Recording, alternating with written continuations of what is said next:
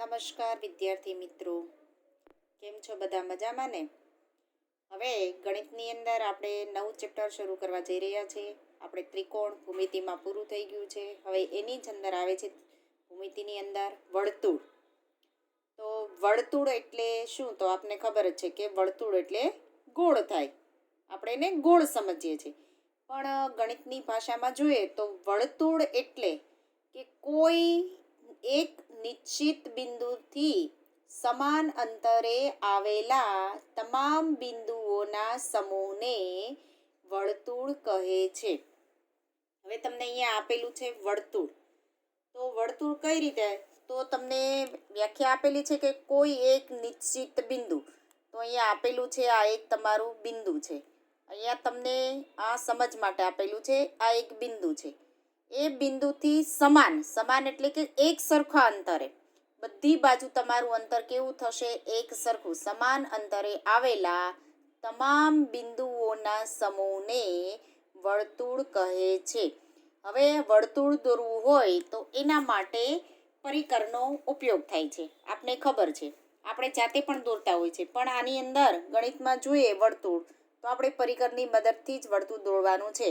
હવે વર્તુળ તમે નાનું પણ દોરી શકો છો અને મોટું પણ દોરી શકો છો, પણ એ પહેલાં આપણે જ્યારે ચોક્કસ માપનું વર્તુળ દોરીએ છીએ તો એના માટે એનું માપ પણ લેવું પડે છે. તો અહીંયા માપપટ્ટી આપેલી છે. તમને હું માપ પણ બતાવું છું કે અહીંયા શૂન્યથી લઈ અને અહીંયા એનું માપ થાય છે 2.5 સેન્ટીમીટર, એટલે કે 1, 2 અને અડધું. આ તમારી પેન્સિલનો પોઈન્ટ અહીંયા છે અને અહીંયા પરિકરનો પોઈન્ટ અહીંયા છે. આ તમારું થશે 2.5 સેન્ટીમીટર.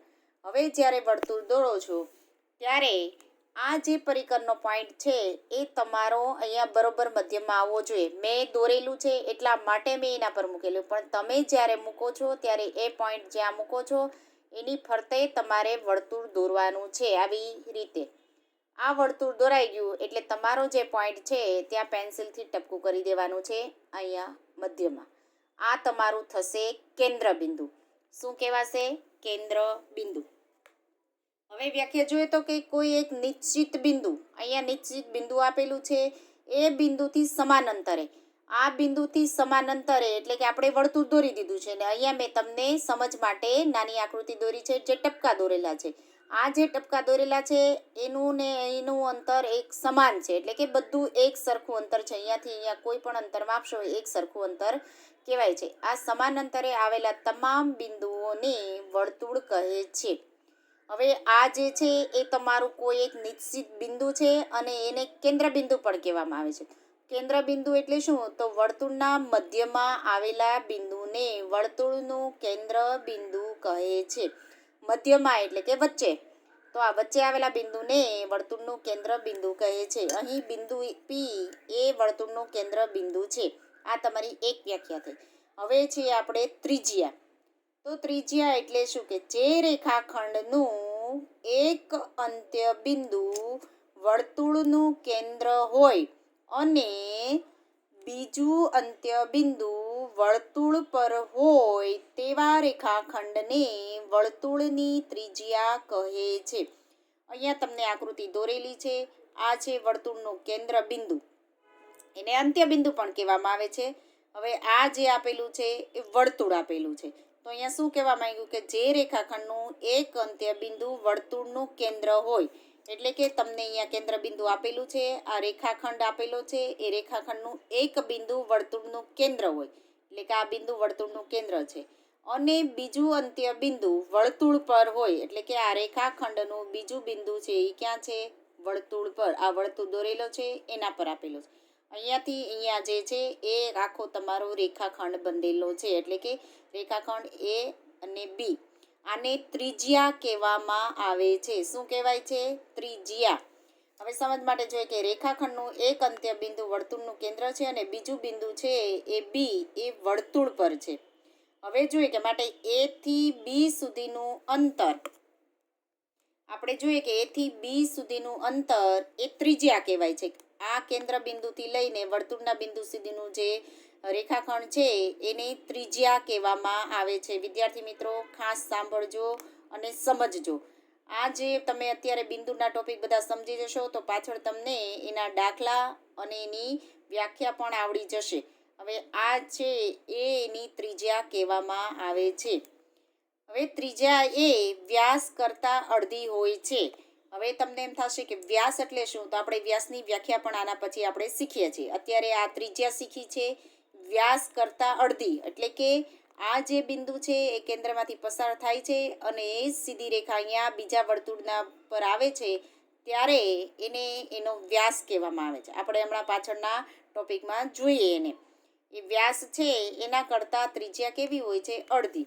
હવે અહીંયા આપેલા વર્તુળમાં રેખાખંડ એ બી એ વર્તુળની ત્રિજ્યા છે. ખાસ યાદ રાખજો કે આટલેથી આટલું છે એ તમારી ત્રિજ્યા દર્શાવે. એક જ વર્તુળની બધી ત્રિજ્યાના માપ સરખા હોય છે. તો કેવી રીતે?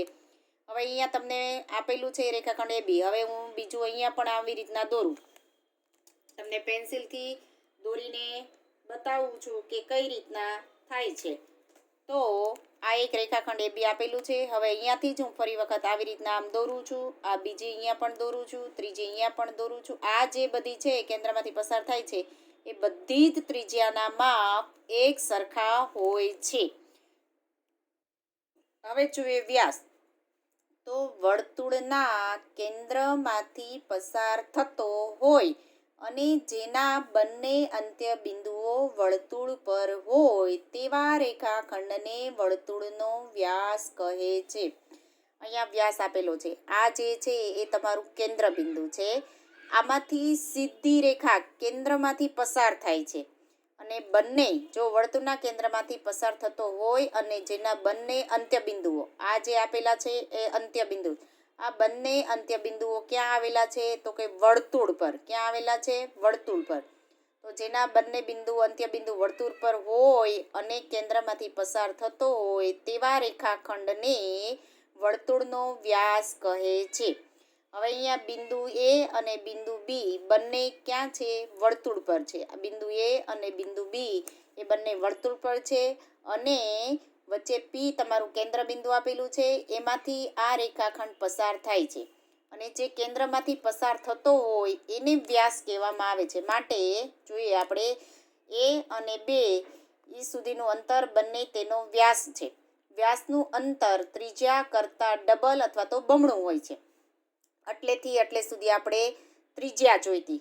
હવે આ છે અહીંયા રેખાખંડ, તમે અહીંયાથી લો કે આર રેખાખંડ આર બી આટલેથી આટલી ત્રિજ્યા બને છે. જ્યારે રેખાખંડ એ બી એટલે કે આના જેટલું જ માપ છે, વર્તુળ આપણે એક સરખા માપનું છે એટલે એની અંદર પણ તમારો રેખાખંડ એક સરખો જ થશે. એટલે કે આ બે જે ત્રિજ્યા થાય અને એને બનીને એક વ્યાસ બને છે. તો આ વ્યાસ છે એ ત્રિજ્યા કરતાં બમણો હોય છે. એટલે કે એનું માપ કેવું હોય છે? ડબલ. આટલેથી એટલી ત્રિજ્યા છે. ધારો કે ત્રિજ્યા તમારી 1 સેમી કે અથવા તો 2 સેમીની આપેલી છે તો એનો વ્યાસ કેટલો થશે? 4 સેમી. ત્રિજ્યા 2 સેમીની આપેલી હોય તો એનો વ્યાસ 4 સેમી થાય. જ્યારે વ્યાસ તમને 4 સેમી આપેલો હોય તો એની ત્રિજ્યા અડધી એટલે કે 2 સેમી થાય. એટલે વ્યાસ કરતાં ત્રિજ્યા અડધી હોય છે અને ત્રિજ્યા કરતાં વ્યાસ બમણો હોય છે. હવે જોઈએ જીવા. જે રેખાખંડના બંને અંત્યબિંદુ વર્તુળ પર હોય તેવા રેખાખંડને વર્તુળની જીવા કહે છે અને વર્તુળના કેન્દ્રમાંથી પસાર થતી જીવાને વ્યાસ કહે છે. હવે અહીંયા આકૃતિ આપેલી છે તે જોઈએ. જે રેખાખંડના બંને અંત્યબિંદુ વર્તુળ પર હોય તેવા રેખાખંડને જીવા કહે છે. તો અહીંયા રેખાખંડ આપેલું છે પી ક્યુ, રેખાખંડ ક્યુ ડી, રેખાખંડ એ ડી, આ જીવા છે. અને રેખાખંડ પી ડી અહીંયા આપેલી છે. વિદ્યાર્થી મિત્રો ખાસ ધ્યાન રાખજો, આ જે જીવા છે એ કેન્દ્રમાંથી પસાર થાય છે. રેખાખંડ પી ડી આ જે જીવા છે એ કેન્દ્રમાંથી પસાર થાય છે. એ વર્તુળની સૌથી મોટી જીવા છે અને એ વ્યાસ કહેવાય છે.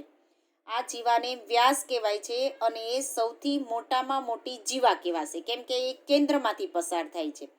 જ્યારે બધી જીવાઓ છે તે અલગ રીતે પણ પસાર થાય છે. જ્યારે આ બધી જીવાઓના માપ કેવા હોય છે? અલગ અલગ હોય છે. અહીંયાથી અહીંયા છે રેખાખંડ પી ક્યુ રેખાખંડ QD, રેખાખંડ AD એ બધી જીવાઓ છે, પણ બધી જીવાઓના માપ અલગ અલગ હોય છે, જ્યારે વ્યાસનું માપ એક સરખું હોય છે. અહીં રેખાખંડ PQ અને રેખાખંડ AD એ વર્તુળની જીવાઓ છે. હવે વર્તુળના વ્યાસને વર્તુળની જીવા કહે છે. આ જે તમને બતાવેલી ને કે રેખાખંડ PD એ વર્તુળનો વ્યાસ છે, એને એની જીવા પણ કહેવાય છે, પણ આ જીવા છે એને વ્યાસ કહી શકાય નહીં. આ જે જીવા છે એને વ્યાસ કહી શકાય નહીં. આ જે વ્યાસને વર્તુળની જીવા કહેવાય છે અને એ જીવા એ સૌથી મોટી જીવા કહેવાય છે, પરંતુ જીવાને વ્યાસ કહી શકાય નહીં. વર્તુળનો વ્યાસ એ વર્તુળની જીવા છે, આપણે હમણાં શીખી ગયા પણ એ વર્તુળની સૌથી મોટામાં મોટી જીવા છે. એક જ વર્તુળમાં અનેક જીવાઓ મળે છે અને તે જીવાના માપ પણ જુદા જુદા હોય છે. આગળ જોઈએ તો હવે એક જ વર્તુળમાં અસંખ્ય ત્રિજ્યાઓ મળે છે. તો કેવી રીતે? તો હું ઉદાહરણ તરીકે સમજાવું કે રેખાખંડ PA, રેખાખંડ PB, આ જે છે રેખાખંડ PD એ બધી ત્રિજ્યાઓ છે. અને આમાં તમે જેટલી દોરવી હોય એટલે કેન્દ્ર બિંદુમાંથી ત્રિજ્યાઓ દોરી શકો છો. એટલે કે એક જ વર્તુળમાં અસંખ્ય ત્રિજ્યાઓ જોવા મળે છે. વિદ્યાર્થી મિત્રો ખાસ ધ્યાન આપજો, કેમ કે પરીક્ષાની અંદર ખાલી જગ્યામાં અથવા તો ટૂંક પ્રશ્નમાં પણ આ સવાલ પૂછી શકાય એવો છે. એક જ વર્તુળની બધી જ ત્રિજ્યાઓના માપ સરખા હોય છે. મેં આગળ તમને સમજાવ્યું કે રેખાખંડ P છે તો એનું જેટલું માપ હશે એટલું જ રેખાખંડ PBનું માપ હશે, એટલું જ રેખાખંડ PDનું માપ હશે. એટલે કે બધી ત્રિજ્યાના માપ કેવા હોય છે? એક સરખા હોય છે. હવે જોઈએ કે એક જ વર્તુળમાં અસંખ્ય વ્યાસ જોવા મળે છે. અસંખ્ય વ્યાસ એટલે કે તમે કેન્દ્રમાંથી ગમે એટલા વ્યાસ પસાર કરી, રેખાખંડ અહીંયા DB આ એક વ્યાસ છે, રેખાખંડ AC એ પણ એક વ્યાસ છે. તમે અહીંયા કેન્દ્રમાંથી ગમે એટલી લીટીઓ પસાર કરો છો એ તમારા બધા વ્યાસ કહેવામાં આવે છે અને બધાના વ્યાસના માપ કેવા હોય છે? એક સરખા હોય છે. વર્તુળનો વ્યાસ વર્તુળના કેન્દ્રમાંથી જ પસાર થાય છે. ખાસ ધ્યાન રાખજો, વર્તુળનો વ્યાસ હશે એ એના કેન્દ્રમાંથી જ પસાર થાય છે અને એક જ વર્તુળમાં અસંખ્ય જીવાઓ પણ જોવા મળે છે. તો કઈ રીતે? એક તમને ઉદાહરણ બતાવી દઉં. અસંખ્ય જીવાઓ એટલે કે રેખાખંડ KL, રેખાખંડ તમારો IJ, રેખાખંડ તમારો AB, રેખાખંડ CD, રેખાખંડ EF, રેખાખંડ GA, આ જે છે તમારી અસંખ્ય જીવાઓ છે. એટલે કે એક જ વર્તુળમાં અસંખ્ય જીવાઓ મળે છે, પણ આ બધી જીવાઓના માપ કેવા હોય છે? અલગ અલગ હોય છે. એટલે કે માપ એક સરખા હોતા નથી. દરેક જીવા એટલે કે દરેક વ્યાસ એ જીવા છે. એટલે કે અહીંયા તમને જે આપેલો છે એ વ્યાસ છે, કેન્દ્રમાંથી પસાર થાય છે, એ દરેક વ્યાસ જીવા છે, પરંતુ જીવાને વ્યાસ કહી શકાય નહીં. અને આ જે છે વર્તુળની સૌથી મોટામાં મોટી જીવા કહેવાય. તમને પ્રશ્ન એવો પૂછવામાં આવે કે આ વર્તુળ આપેલું છે, આ વર્તુળની અંદર સૌથી મોટામાં મોટી જીવા કઈ છે? તો રેખાખંડ DB, રેખાખંડ CA, કેમ કે એ કેન્દ્રમાંથી પસાર થાય છે એટલે વર્તુળની સૌથી મોટામાં મોટી જીવા છે. હવે તમને આકૃતિ આપેલી છે, આકૃતિ પરથી તમારે પ્રશ્નોના જવાબ આપવાના છે. અહીંયા તમને આકૃતિ આપેલી છે તો અહીંયા એવો પ્રશ્ન પૂછો કે વર્તુળનું કેન્દ્ર જણાવો અથવા તો કેન્દ્ર બિંદુ જણાવો. તો અહીંયા તમને વર્તુળનું કેન્દ્ર આપેલું છે P. અહીંયા જવાબ છે કે વર્તુળનું કેન્દ્ર છે તમારું P. હવે અહીંયા આપેલું છે કે વર્તુળની ત્રિજ્યાઓના નામ લખો. તો આમાં કેટલી ત્રિજ્યા બને છે? તો તમે આગળ વર્તુળમાં શીખી ગયા. તો આપણે અહીંયા ત્રિજ્યા જોઈએ તો રેખાખંડ, વર્તુળની ત્રિજ્યામાં રેખાખંડ PA, એના માટે રેખાખંડ તમારે દોરવો પડશે ને લખવું પડશે આવી રીતના, રેખાખંડ PA. બીજું રેખાખંડ છે તમારું PB, એટલે કે આ પણ એક ત્રિજ્યા છે. રેખાખંડ PD, આ રેખાખંડ PC આ ત્રિજ્યા છે. જ્યારે રેખાખંડ CB એ ત્રિજ્યા નથી, કેમ કે વર્તુળના કેન્દ્રમાં આવેલી નથી એટલે એ જીવા છે. અને રેખાખંડ AB એ પણ વર્તુળના કેન્દ્રમાં નથી એટલે એ ત્રિજ્યા ગણાશે નહીં. જ્યારે એનું કેન્દ્ર બિંદુ હોય અને કેન્દ્રમાંથી પસાર થઈ વર્તુળમાં જતી હોય ત્યારે એને ત્રિજ્યા કહેવામાં આવે છે. એટલે વિદ્યાર્થી મિત્રો ખાસ ધ્યાન રાખજો. હવે વર્તુળના વ્યાસનું નામ લખો. તો આપને ખબર છે કે ત્રિજ્યા એટલે કે કેન્દ્રમાંથી પસાર થતી સીધી લીટીને વ્યાસ કહેવામાં આવે છે સામાન્ય ભાષામાં કહીએ તો. તો આમાં જોઈએ તો વર્તુળના વ્યાસનું નામ જણાવવાનું છે. તો વર્તુળનું પેલું નામ છે જોઈએ કે રેખાખંડ AC, આ કેન્દ્રમાંથી પસાર થઈ છે, આ એક એનો વ્યાસ છે. રેખાખંડ ડીબી અથવા તો રેખાખંડ બીડી આ એક વ્યાસ છે. તમને અહીંયા વર્તુળના વ્યાસ જોયા તમે કે રેખાખંડ એસી અને રેખાખંડ બીડી થઈ ગયા. હવે વર્તુળની વ્યાસ સિવાયની જીવાઓના નામ આપો. તો મેં હમણાં બતાવ્યું હતું ને કે રેખાખંડ સીબી અને રેખાખંડ એબી આ વર્તુળના વ્યાસ સિવાયની જીવાઓ છે. આ જીવાઓ છે. આ જે છે એ વર્તુળનો વ્યાસ છે એની જીવા પણ કહેવાય, પણ એને વ્યાસ કહેવાય નહીં. એટલે ખાસ ધ્યાન રાખજો કે રેખાખંડ અહીંયા વર્તુળના વ્યાસ સિવાયની જીવાઓ, આ વ્યાસ આપેલા છે એ સિવાયની જીવાઓ રેખાખંડ તમારું એ બી અને રેખાખંડ બીસી અહીંયા આપેલું છે જીવાઓ એ બી અને રેખાખંડ બીસી. હવે વિદ્યાર્થી મિત્રો ખાસ ધ્યાન રાખજો, આકૃતિ મેં સમજાવી દીધી છે, એના પ્રશ્નો પણ સમજાવી દીધા છે. પરીક્ષાની અંદર આવી જ રીતે આકૃતિ પૂછાશે અને એના પ્રશ્ન તમારે આકૃતિના આધારે જવાબ આપવાના રહેશે. અસ્તુ.